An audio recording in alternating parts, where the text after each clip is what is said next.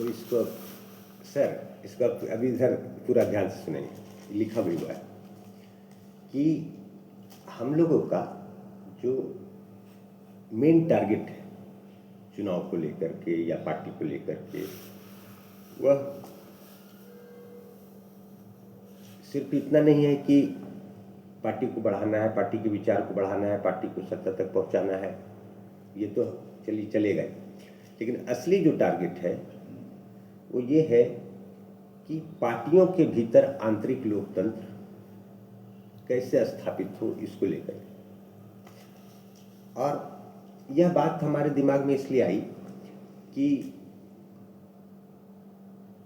जो सरकार है, चाहे राज्य सरकार हो कि केंद्र सरकार हो, सर राज्य सरकार हो या केंद्र सरकार हो, उसमें हमने देखा, खबर सुना, लोगों से बातचीत में सुना कि केंद्र सरकार में जब कैबिनेट में बैठते हैं लोग तो सारे मंत्री कुछ बोलते नहीं हैं, जो मोदी जी के अधिकारी ला के प्रस्ताव दिए सब उस पर साइन कर देता है, और बोलने से खतरा हो सकता है।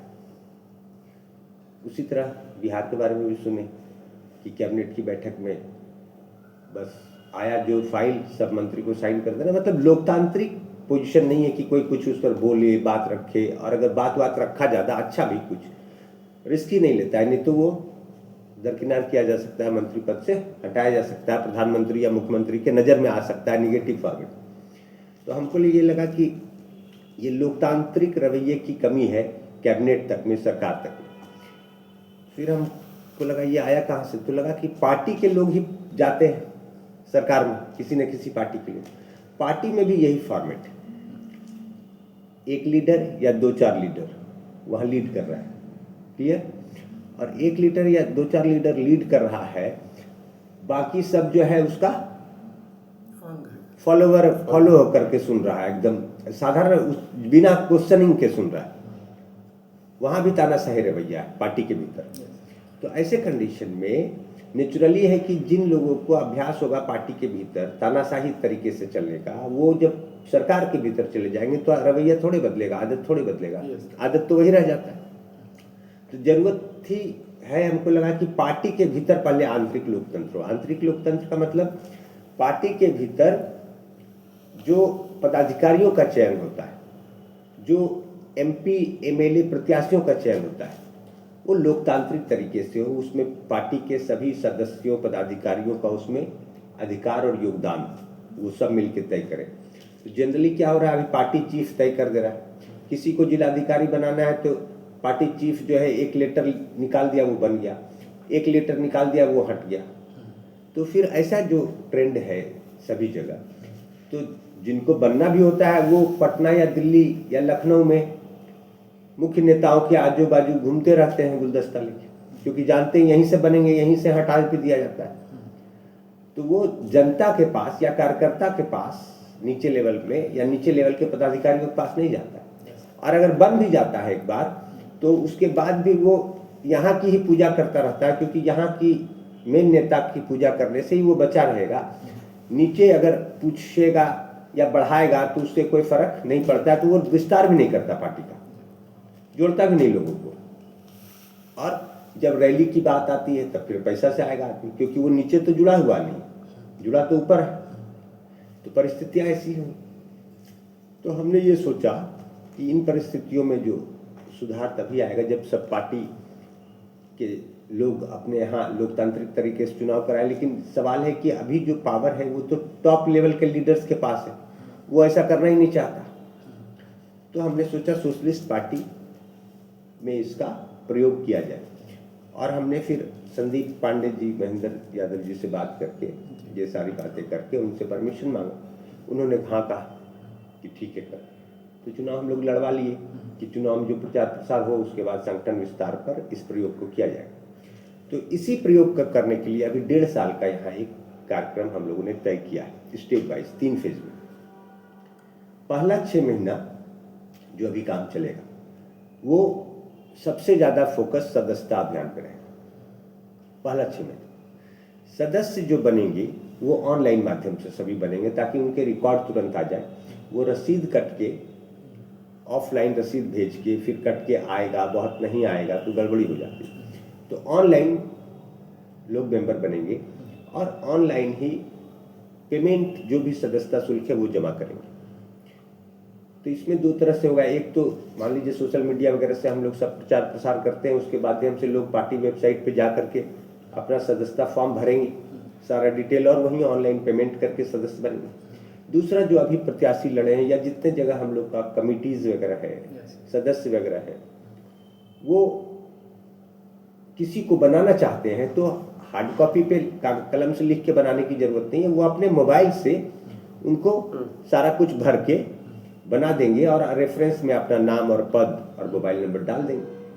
तो इस तरह सारे के सारे मेंबर जो बनेंगे वो रिकॉर्डेड होंगे, आसानी हो गया कि कौन हमारे मेंबर कहाँ से हैं, किस ग्राम से हैं, किस जिला से हैं, किस विधानसभा क्षेत्र से हैं, क्या मोबाइल नंबर है, क्या अल्टरनेटिव मोबाइल नंबर है, ये सारा हमारे पास क्लियर रहेगा कि कौन, और इन्हीं लोग मिल करके चलाएंगे। तो सबसे पहला हमारा पहला 6 महीना फोकस रहेगा सदस्यता अभियान पर, कि सदस्यता अभियान कैसे अधिक से अधिक लोगों तक पहुंचे और लोग ज्वाइन करें। इसी दौरान जब सदस्यता अभियान पर फोकस करके काम चलता रहेगा, तभी जो एडहॉक कमिटीज जो हम लोगों ने कई जिलों में बनाया है, तो बचे हुए जिलों में भी एडहॉक कमिटीज बना देनी है, और कई जगह छात्र विंग, यूथ विंग जैसे प्रकोष्ठ के भी कुछ लोग बनाए गए हैं पदाधिकारी, उनको भी फिर से और जहां छूट गया है वो बना देना है। तो इस दौरान कोशिश ये करनी है कि सदस्यता अभियान के दौरान नए लोग जुड़ते रहेंगे, उनकी क्षमता को देख करके एडहॉक कमिटीज बनाई जाती रहे, और इस दौरान में जहां जहां जो कमेटी के लोग हैं, कमेटी बनेगी ग्राम में, पंचायत में, जिला में, तो उनमें से किसी आदमी के पास ऐसा घर है जहां 15 आदमी बैठ सकते हैं और मीटिंग कर सकते हैं, तो वैसे जगह को चुन करके उनसे कहा जाएगा कि उसको कार्यालय घोषित कीजिए, पंचायत, प्रखंड या जिला जिस भी स्तर की, और वहाँ एक बोर्ड लगा करके, बैनर लगा करके उसका फोटो खींच के मंगवा के उसका एड्रेस अपने वेबसाइट पे अपडेट करेंगे कि ये समिति एक कार्यालय बन गया, वहाँ की उस कमेटी का एक कार्यालय, उस लेवल की का एक कार्यालय बन गया। तो इसका भी काम चलता रहेगा इस दौरान। और कुछ जिला, प्रखंड, पंचायत से जो लोग का फोन आएगा कि आइए आइए आइए, तो वहाँ जाएंगे लोग, और कुछ बैठ के और कुछ प्रशिक्षण कार्यक्रम समाजवाद के बारे में, और कुछ जो लोकल मुद्दे हैं उस पर जो भी सरकार के प्रतिनिधियों से बात करके, अधिकारियों से बात करके उसको सुलझाएंगे, धरना प्रदर्शन वगैरह भी जो जहाँ जैसी आवश्यकता पड़ी करके उन मामलों को सुलझाएंगे। तो इस तरह से पहला 6 महीना सदस्यता अभियान पर फोकस करके, और एडहॉक कमेटी जहाँ जहाँ बची हैं उन सबको बना के, और साथ साथ कुछ कार्यक्रम वगैरह भी चलते रहेंगे। ठीक है, ये खत्म होने के बाद दूसरा जो 6 महीना होगा, सेकेंड 6 महीना, उसमें हम लोग का मुख्य फोकस रहेगा जो बन गई हैं कमेटियाँ जिला, प्रखंड, पंचायत और गांव स्तर पर, उन सबके साथ राज्य और राष्ट्रीय स्तर के नेताओं का बैठक, जाना आना, प्रशिक्षण, और स्थानीय मुद्दों को कैसे सॉल्व करना है, अधिकारियों और सरकार के प्रतिनिधियों के साथ मिलकर के उस पर काम चलेगा, स्थानीय गतिविधियों को लेकर के। और इस तरह से एक संबंधों का जो मजबूतीकरण कहता है, आपसी संबंध एक दूसरे से मिलने के बाद राज्य स्तरीय, राष्ट्रीय स्तरीय और जिला, ग्राम पंचायत स्तरीय नेताओं में एक सामंजस्य बैठेगा, एक दूसरे को सब जानेंगे कि कैसे कौन लोग हैं, और एक अच्छा रिलेशन डेवलप होगा। इस पर पहला फोकस होगा हमारा द्वितीय 6 माह में, सेकेंड जो 6 मंथ्स का फेज होगा, कि जिला, प्रखंड, पंचायत और गांव में बैठ के प्रशिक्षण कार्यक्रम। लेकिन उसी समय अगर कुछ जगह एडहॉक कमिटीज बनाना बच गया है तो वो भी बन जाएगा, प्रकोष्ठ का बनाना बच गया, छात्र, यूथ वगैरह का, तो वो भी बन जाएगा। और इस समय अगर कहीं पर कार्यालय उद्घाटन नहीं हुआ है तो अब तो लोग जा रहे हैं वहाँ, तो उस समय जब राज्य, राष्ट्रीय पदाधिकारी जाएंगे तो उस समय कार्यालय वगैरह का उद्घाटन वगैरह करके मैक्सिमम जगह कार्यालय खुल जाए, और स्थानीय मुद्दों पर जो गतिविधियां हैं सब जगह होती रहे, थोड़ा तेज भी हो जाए। तो ये दूसरे 6 माह का है। तीसरा जो 6 माह होगा, वही सबसे मुख्य जो है उद्देश्य जो हम लोगों को करना है, देश की नहीं बल्कि दुनिया के लोकतंत्र में वह एक बहुत महत्वपूर्ण कदम होगा दुनिया के लोकतंत्र के लिए। तो 6 माह का जो तीसरा फेज होगा, इसमें हम लोग पूरा संगठन का चुनाव करेंगे बिहार में। पूरे संगठन का कैसे चुनाव करेंगे? गोपनीय वोटिंग और पारदर्शी गिनती से। अभी जो हम लोगों ने तय किया है कि तो सबसे पहले तो यह प्रक्रिया पूरा देंगे कि कैसे चुनाव होगा, ये जारी करेंगे, लिस्ट बुकलेट जारी करेंगे, वीडियो संदेश के माध्यम से जारी करेंगे। तो उसमें सारी जो मुख्य समितियां हैं, प्रकोष्ठ का नहीं बल्कि मुख्य समिति का, मेन बॉडी का, मेन कमेटी का कैसे लोकतांत्रिक तरीके से चुनाव होना है, इसकी घोषणा के साथ साथ बुकलेट जारी होगा कि इस प्रकार से किस स्तर के कमेटी के लिए वोटिंग कौन करेंगे, पूरा डिटेल के साथ एक जारी होगा। और इसी में यह भी जारी होगा कि आने वाले चुनाव में विधायक और एमपी के जो उम्मीदवार हमारे पार्टी से खड़ेंगे उनका चयन कैसे होगा, गोपनीय वोटिंग और लोकतांत्रिक तरीके से और पारदर्शी गिनती से, उसका भी बुकलेट में अभी से ही जारी कर दिया जाएगा।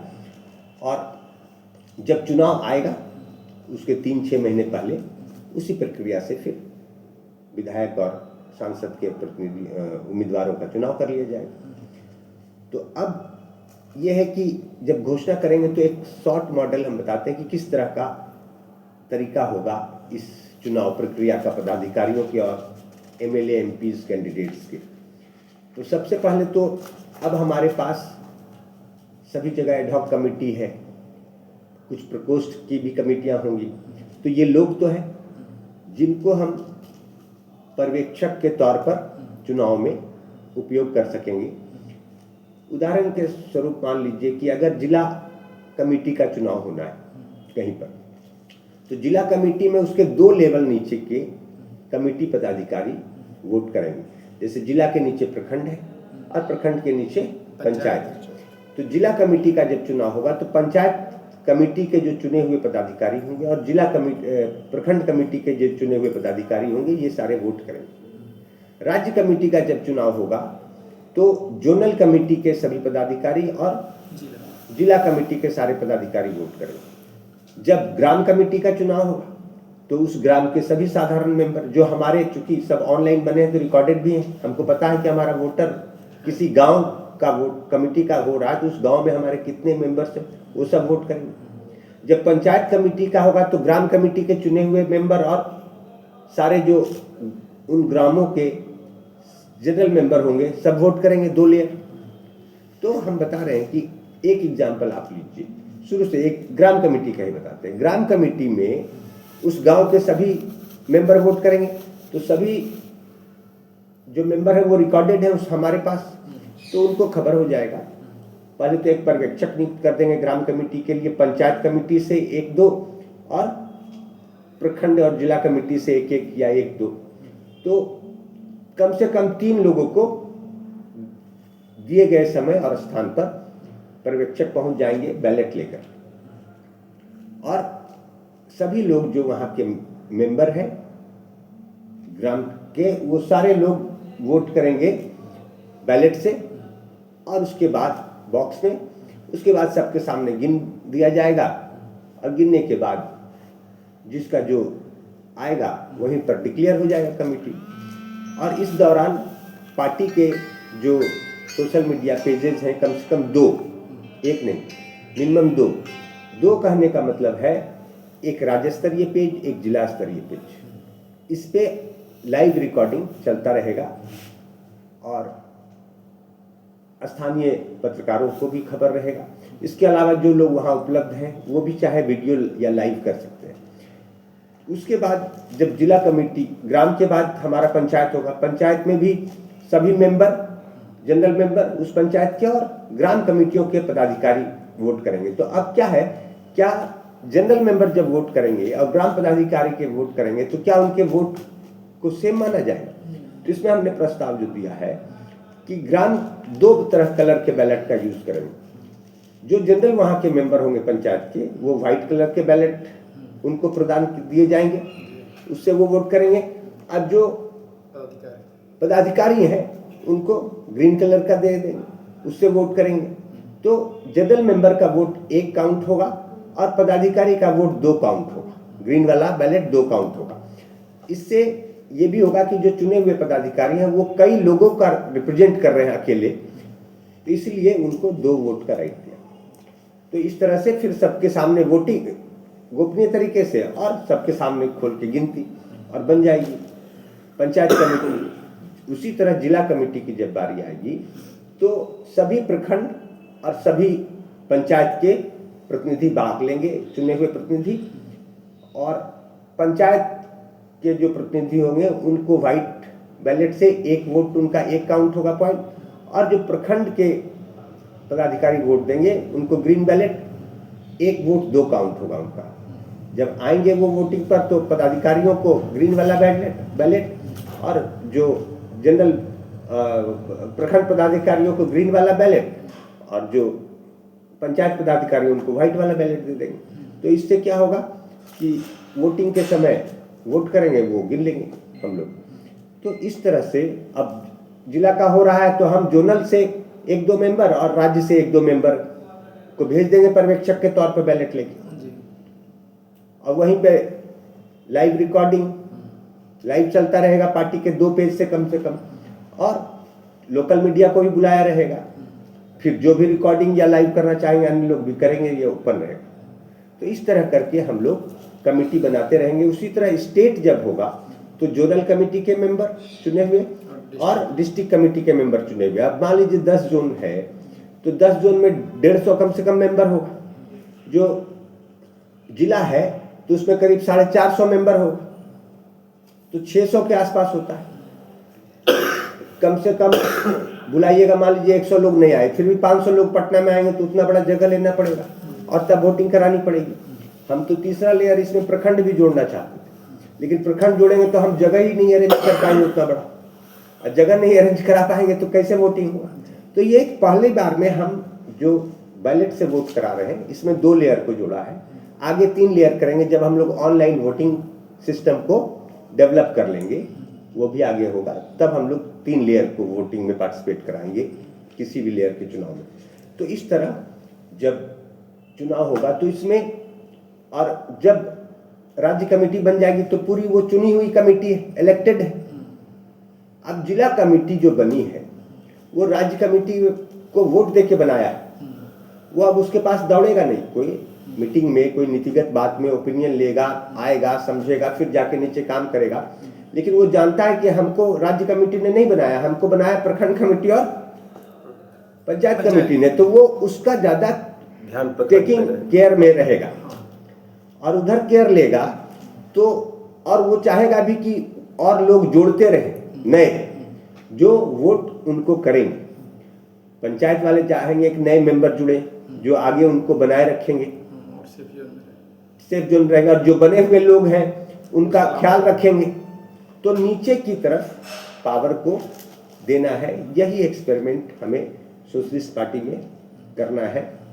और इसका जो विधायक और एमपीज के चुनाव है तो कैसे उसके प्रत्याशियों का चयन करेंगे, जो राष्ट्रीय कमेटी से हमने बात किया है, प्रेजेंटेशन उनको दिया है जिस पर उन लोगों ने ओके कर दिया है, उसमें हमने कहा है कि जो राज्य कमेटी अभी क्या होती है, नेशनल कमेटी या राज्य कमेटी के लोग उम्मीदवार तय कर देते हैं, लेकिन इसमें क्या करेंगे हम लोग कि एक विधानसभा में जितने भी आम हमारे सदस्य हैं, जनता नहीं, जो पार्टी के रजिस्टर्ड रिकॉर्डेड सदस्य हैं, वो सभी वोट करेंगे।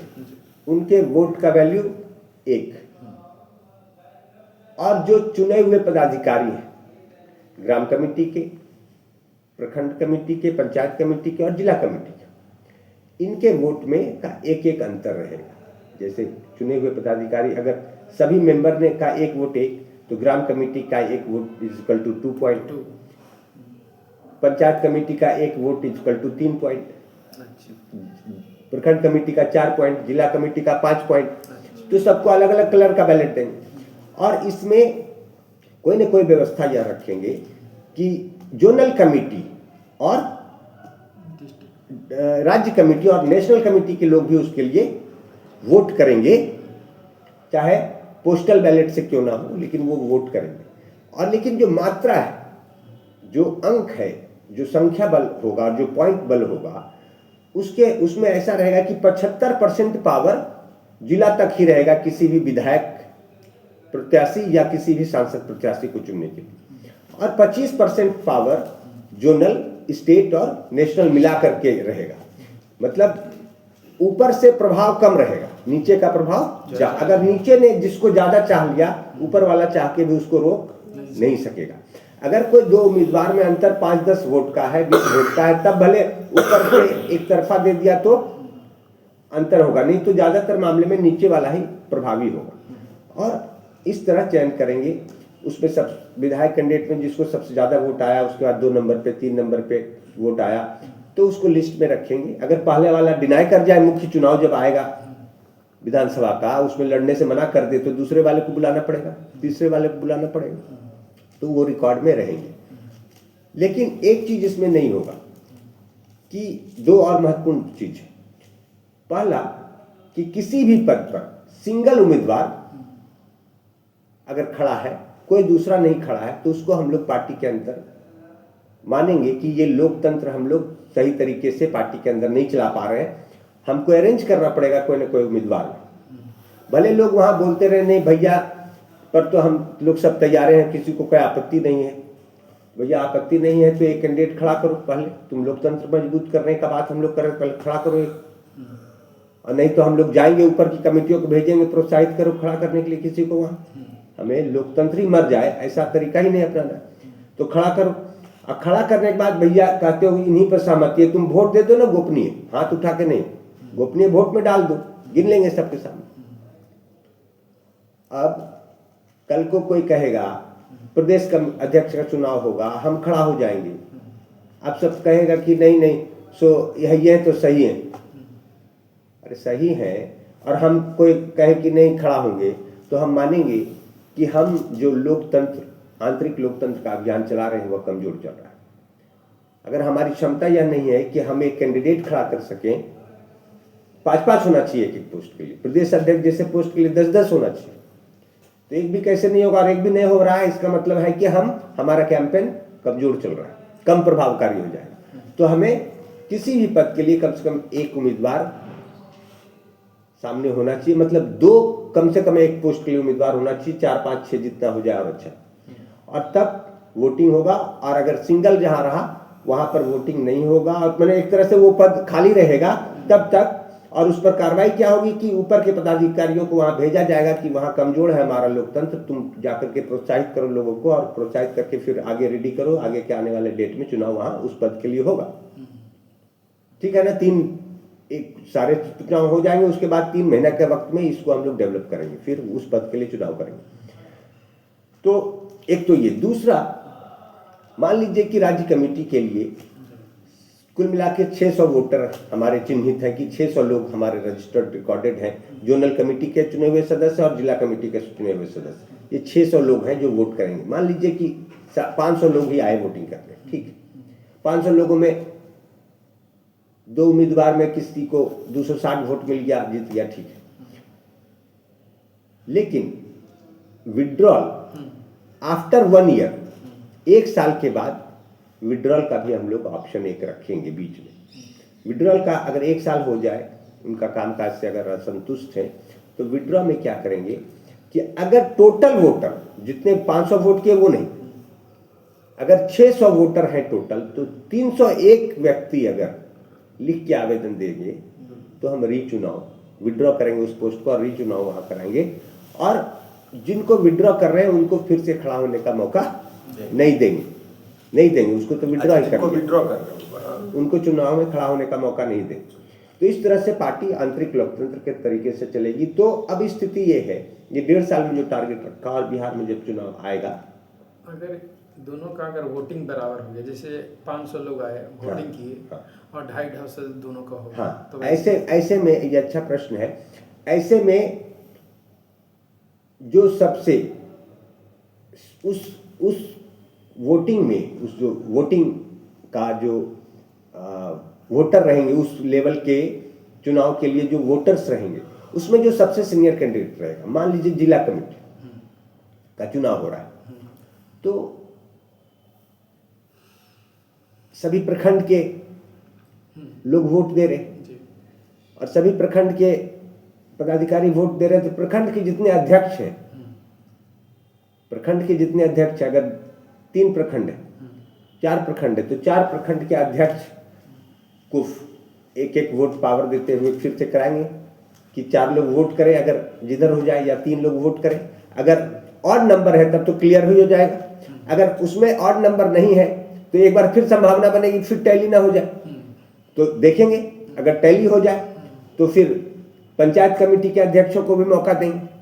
तो इस तरह से रास्ता निकल जाएगा, रीवोट का उनको मौका देंगे। और इस तरह हम लोग ये नहीं तय कर पाएंगे, राज्य कमेटी किसी को नहीं बोल पाएगी कि आपको टिकट दे पाएंगे कि नहीं दे पाएंगे, कि आपको हम अध्यक्ष और उपाध्यक्ष बना दे पाएंगे। जब तक एडहॉक कमेटी हम लोग बना रहे हैं तब तक हम लोग दे पाएंगे पद, लेकिन जब चुनी हुई कमेटी उधर से आने लगेगी तो हम लोग पद नहीं तय कर पाएंगे ऊपर से, और ना ही हम लोग टिकट तय कर पाएंगे पूरा पूरी ऊपर से, ना किसी को वादा कर पाएंगे। इसका फायदा क्या है? देखिए, पार्टी के लिए अगर फायदा देखें तो अपनी पार्टी के जुड़े लोग भी देख महसूस कर पाएंगे, सारे कार्यकर्ता, कि पार्टी में सब कुछ सही तरीके से चल रहा है, जो दूसरी पार्टियों में नहीं चल रहा है। होना यही चाहिए सभी पार्टियों में, लेकिन चूंकि हो नहीं रहा है, दूसरी पार्टियां सब तानाशाही तरीके से चल रही है, तो आज का नौजवान को लगता है शायद पार्टियां वैसे ही चलती हैं और चलती होंगी, लेकिन हकीकत नहीं है। जब उनको अंतर नजर आएगा एक, तब तो पता चलेगा कि अरे ऐसे चलना चाहिए था, तो उल्टा चल रहा है, अभी वही सीधा लगता है, और हम जो तरीका बोल रहे हैं वो उल्टा लगता है। हमने कई लोगों से बात किया पॉलिटिकल, और जब ये बात बोला तो बहुत लोगों ने बोला कि नहीं होगा, ऐसे होगा, कल्पना है, ये है। तो हम भी एक बार कंफ्यूज हो गए, सीनियर लोगों ने कह दिया अलग अलग पार्टियों कि ये बहुत मुश्किल, ये होगा नहीं, जीवन बीत जाएगा तुम्हारा, और हमने तो बहुत कम समय रखा है इसके लिए टारगेट। तो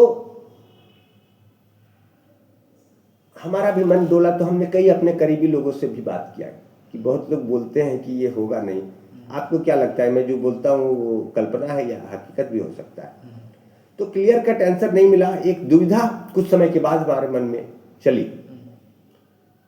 तो अचानक एक दिन हमारी बेटी ने रात में हमसे आकर के ऐसे कुछ प्रश्न पूछा कि ये पार्टी का कब गठन हुआ था, वो पार्टी का कब किस साल हुआ था, ये पॉलिटिकल कुछ प्रश्न पूछे। तो हमने जवाब दिया। तो उसने पूछा कि what are the main challenges to political parties. तो हमने ऐसे ही आंसर दे दिया कि आंतरिक लोकतंत्र का अभाव, पार्टियों में आंतरिक लोकतंत्र का अभाव। तो वो चौंक गई, कहीं आपको कैसे पता? यही तो पहला पॉइंट तो यही है। तो वो पॉलिटिकल साइंस 10th में उसका सीबीएसई बोर्ड में उसका एक बुक है, पढ़ के उड़ा टूट के आई थी होगा कुछ। तो उसने कई प्रश्न पूछे, उसमें ये जब प्रश्न पूछा उसने कि इंग्लिश में उस पढ़ती है तो, लेकिन हिंदी समझ जाती है, तो वो जब उसमें लिखा हुआ था चैलेंजेस टू पॉलिटिकल पार्टीज में, उसमें दिया हुआ था lack of internal democracy 1 number पे। और हमने पूछा, लाओ, हमको लगा क्या बोल रही है, तो हम कहे लाओ किताब जरा।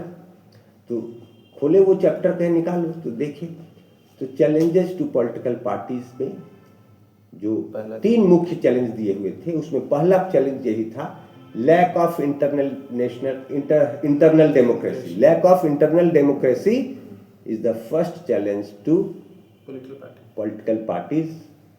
पार्टियों में आंतरिक लोकतंत्र का अभाव पहला चैलेंज है पॉलिटिकल पार्टीज के लिए। उसमें लिखा हुआ था देश में ही नहीं, भारत में ही नहीं, पूरे दुनिया के लिए चैलेंज है, और कई कंट्रीज का भी कुछ चर्चा किया हुआ। दूसरा में उसने परिवारवाद, और तीसरा में बाहुबल, धन बल और बाहुबल को ये बताया था। तब हमको बहुत सुकून मिला। हम सोचे कि ये हम ही नहीं सोच रहे, ये तो सोचा जा चुका और लिखा हुआ है, मतलब ये चैलेंज है आज पॉलिटिकल पार्टीज के लिए, लोकतंत्र के लिए।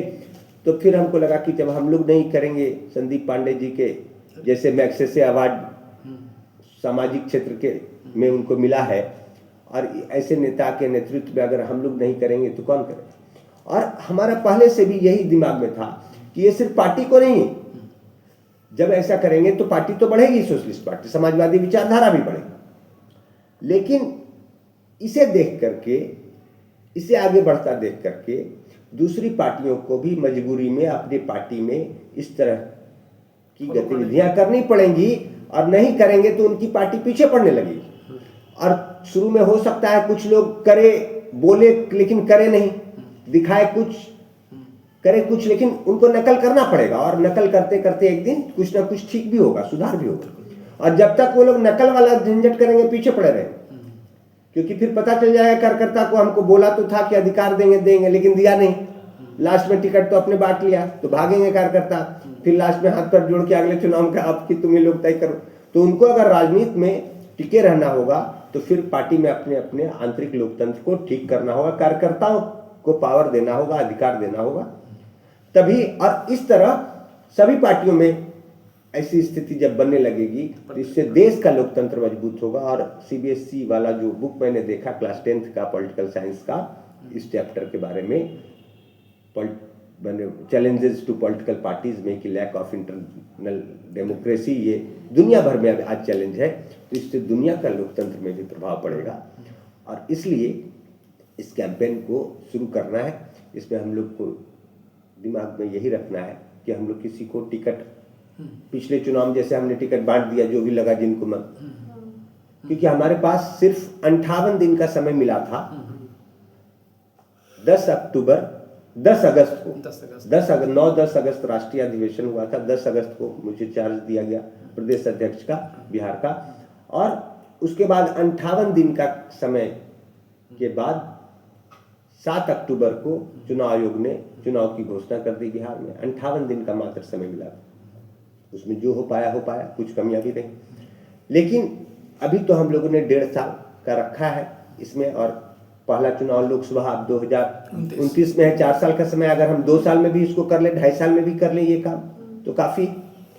तो काम को इस तरह करना। और अब ये सवाल उठता है आज के डेट में राजनीति में, जब भी कोई राजनीति में आप जुड़ने कहेंगे तो पूछे क्या मिलेगा हमको।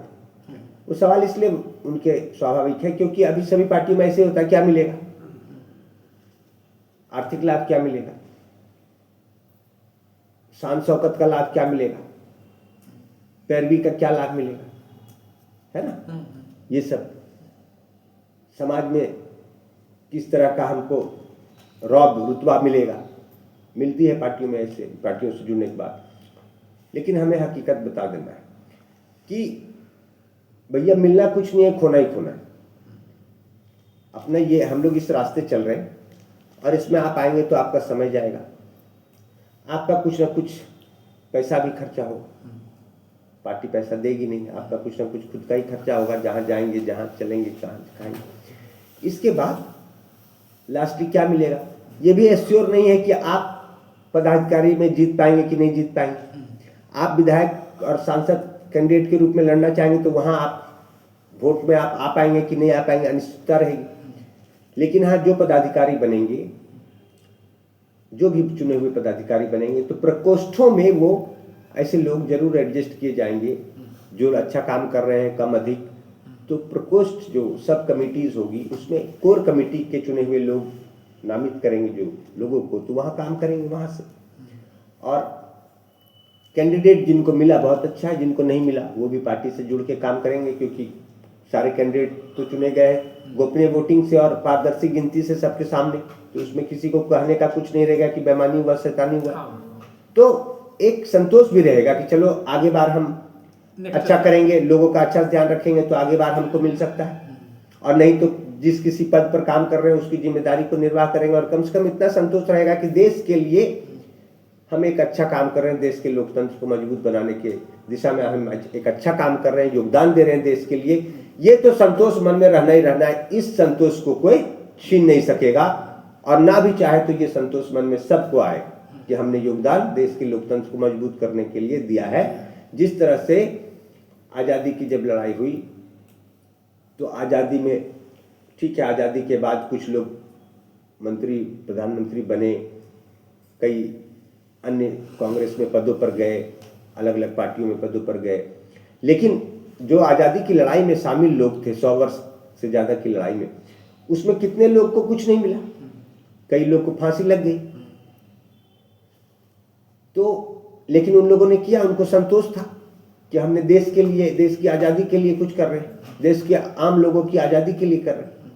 तो देश के लोकतंत्र को मजबूत करने के लिए काम शुरू सोशलिस्ट पार्टी से भले किया जा रहा है, लेकिन इसका प्रभाव भारत की सभी पार्टियों पर आज तक कल होगा और पूरे देश पे होगा। और तब सरकार के भीतर भी, जब अभ्यास पार्टियों में रहेगा लोगों को लोकतांत्रिक तरीके से चलने का, तब सरकार के भीतर भी जब कैबिनेट हो या कोई स्तर का मीटिंग हो, वहाँ भी लोग एक दूसरे को बोलेंगे, किसी विषय पे चर्चा करेंगे, तानाशाही रवैये से नहीं चलेंगे, लोकतांत्रिक रवैये से चलेंगे। अभ्यास रहेगा तो इस टारगेट के साथ हम लोग काम करेंगे मिलजुल करके। जो लोग भी आएंगे उनको ये बात साफ साफ बता देना है, हम चाहते हैं कि जो लोग जुड़े वो अपने आर्थिक उपार्जन के साधनों को सुनिश्चित रखते हुए जुड़े। ऐसा नहीं कि आर्थिक उपार्जन के साधनों को तोड़ फोड़ के आ जाए और एक साल के बाद फिर बहुत कमजोर स्थिति में आर्थिक रूप से चले जाए। पार्टी पैसा तो देगी नहीं। तो जो 2 घंटा समय दे पाते हैं उनको उसी उपयुक्त काम, जो दूर से सब काम कर पाएंगे उनको उसी के उपयुक्त काम देना है, जो सप्ताह में 2 दिन आ पाएंगे उनको उसी उपयुक्त काम देना है। और जो लोग के पास संयोग से ऐसी स्थितियां हैं कि वो फुल टाइम काम कर सकते हैं, घर का कोई उन पर जिम्मेदारी नहीं है, घर से कुछ आर्थिक सपोर्ट भी है, तो वो लोग फुल टाइम काम करेंगे। तो इस तरह का सबको गाइडलाइन देना है ताकि सबका जीवन भी ठीक से चले और वो लंबे समय तक पार्टी में योगदान दे सके। जो यूथ है और जो छात्र हैं उन पर खास ध्यान रखना है कि छात्र किसी भी परिस्थिति में अपना सारा पढ़ाई लिखाई छोड़ करके ना आ जाए। छात्र एक लिमिटेड तरीके से क्रमबद्ध योजना से हर दिन 1-1 घंटा 2-2 घंटा का समय दूर से या आकर के दे, ठीक है। इसके अलावा इस दौरान उनको लगातार मोटिवेट भी करना है कि अपना जो पढ़ाई लिखाई है वो अच्छे से करना है, उधर भी अच्छा परफॉर्म करना है। ऐसा नहीं कि आने लगे तो फुल टाइम इधर ही आने लगे। जो यूथ भी हैं, परीक्षाओं की तैयारी कर रहे हैं, नौकरी के लिए कुछ काम कर रहे हैं, का कोशिश कर रहे हैं, उनको भी गाइडलाइन देना है कि एक लिमिटेड मात्रा में ही इधर समय देना है। चुनाव के समय मान लीजिए 15-20 दिन वो लोग फुल टाइम भी काम कर लें, अच्छा है, लेकिन अन्य दिनों में इसका खास ध्यान रखना है छात्र और यूथ के बारे में कि ऐसा ना कि वो हम लोगों के साथ लगातार 3 महीना से काम कर रहा है तो फिर उसका कैरियर चौपट हो जाए। तो इसको भी बचाना है और इन सब चीज़ों का ध्यान रखते हुए हम लोग सब मिल करके काम करेंगे और सारी बात साफ साफ करेंगे। इस कंडीशन में जिनको जुड़ना होगा जुड़ेंगे, जिनको नहीं भी जुड़ना होगा उनकी इच्छा है, उनकी स्वतंत्रता, उनसे कोई शिकवा शिकायत नहीं करना। तो इस तरह से चले। कुछ पूछेंगे तो बताइए।